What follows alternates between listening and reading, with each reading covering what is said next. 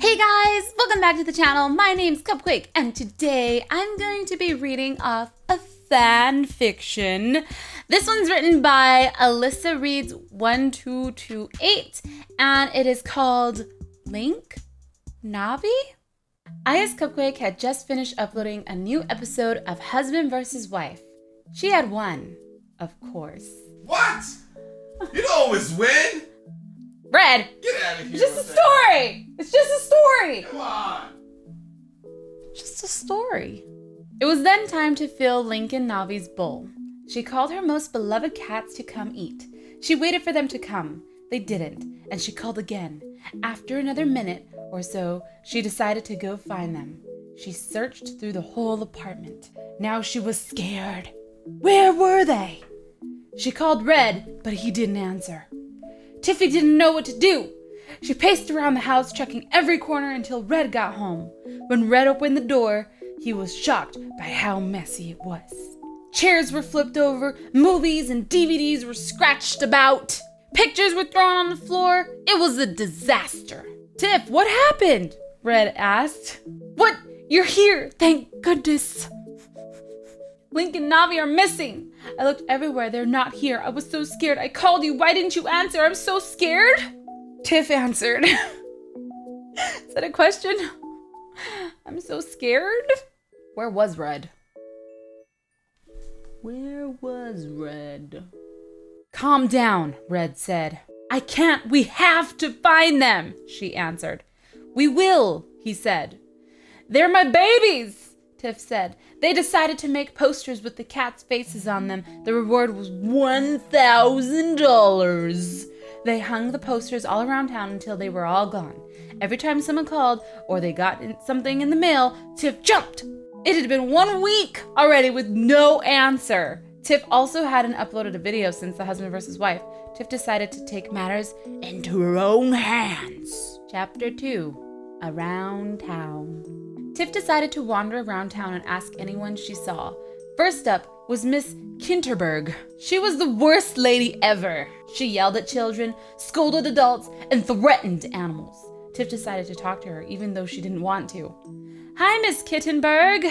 That shirt looks like the color of puke. It's black. It's black, okay? It's purple, Tiff says, confused. Okay, yeah, no, it could be purple. I'm wearing purple right now. My hair is purple. Don't sass me, Miss Kintenberg answers. Anyway, I wanted to ask if you saw these cats, Tiff says, holding up a picture.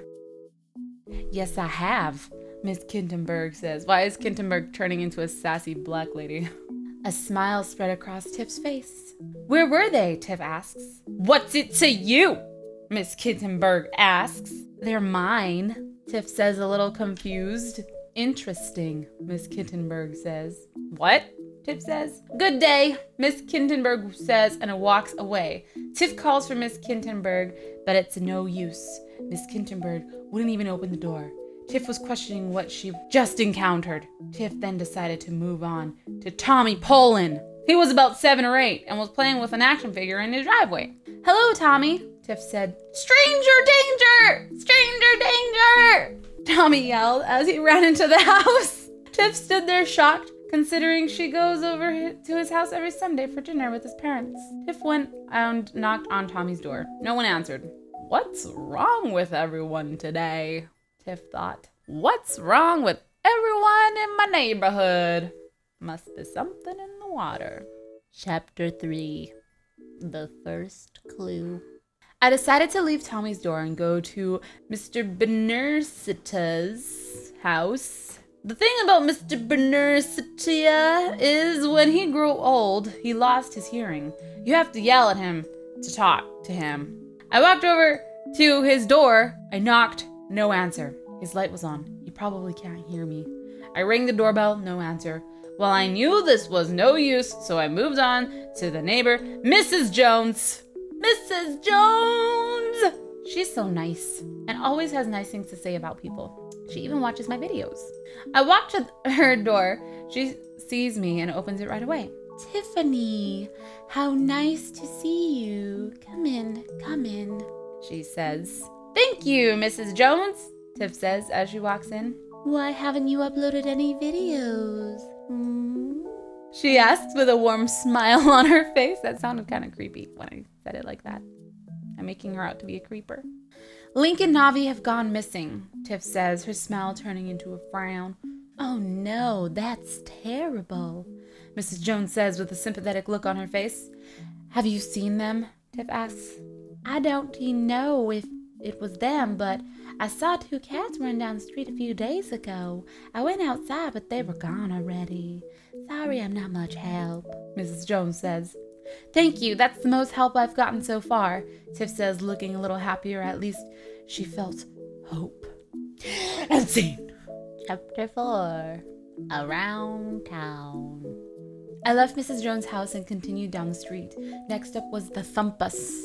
They had the biggest family I think I have ever seen. In total, they have 6 children. May, the oldest, was 14 and wants to move out as soon as she could. Casey, who is 12, always has friends over. There was once her friend couldn't come over. There was a tantrum for 3 hours. Lily, who is 7, can't go anywhere unless she has her teddy bear. Jacob, who is 4, is always getting dirty somehow. Then there is Kaiya. She's 2 and so adorable. She loves Link and Navi. Finally, there is Tanya, who just turned 1. She likes doing her own things at her own pace. She's a 1-year-old. I feel bad for these kids considering their parents are in the middle of a divorce. Maybe I shouldn't ask them for help. I think Maddie and Josh are in a fight. Maddie and Josh are the parents. The Petersons always wanted children, and when they had Amy, they spoiled her. She is such a pain. I walked up to the door. Hi, Amy, I said as she opened the door. Whatever, she said, leaving the door open, and walked away. Mr. and Mrs. Peterson? It's Tiff from down the road, I said, walking in. Oh, hi, Tiff. Come on in, Mrs. Peterson said. Thank you, I said, closing the door behind me. No problem. What's wrong? She asked. My cats, Link and Navi, have gone missing. I'm sorry, but why are you here? She asked, confused. I was wondering if you happened to see them. No, and if you are saying that Amy took your cats, you are mistaken, she said angrily. No, I wasn't saying that at all, I said, confused. Amy then walks in. Why is she still here? Amy asked, annoyed. I'm wondering the same thing, Mrs. Peterson asked. Get out! She pointed at the door. Okay, bye, I said, rushing out. This is gonna be harder than I thought. What's up with all of these neighborhood people? I'm telling you, there's something in the wah-wah. There's something in the wah-wah. Why does everything have to be so complicated? Now I have to go and tell Red about everything when I don't even really know everything myself. Why? I don't know how to tell Red what happened. I just want to find my cats. My cats. Meow. I sat down on a nearby park bench. I sat there for a few minutes thinking about my life for the last month or so. Nothing is going the way I planned it. I thought Link and Navi would eventually find their way home. Apparently not. Now I'm in this whole mixed-up situation. Amy's mom hates me. Amy hates me. Miss Kintenberg is just plain annoying. To top it all off, I haven't uploaded a video in so long, and all my fans are worried. As if this whole situation couldn't get any worse. Up walks Mrs. Kintenberg. You still haven't changed your hair. My, she said. No, I haven't because I like it. I am not one who can be sassed to. Sorry, I said, half meaning it, half not.